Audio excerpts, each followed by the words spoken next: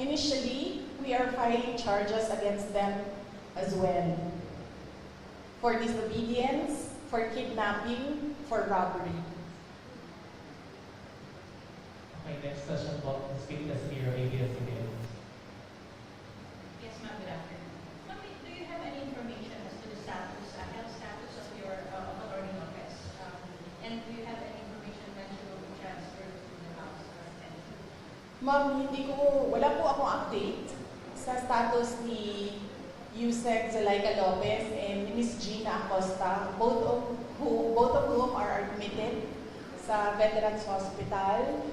But nakita ko kanina sa updating namin sa group chat ng opisina, I believe the hospital released a bulletin, tama ba? Para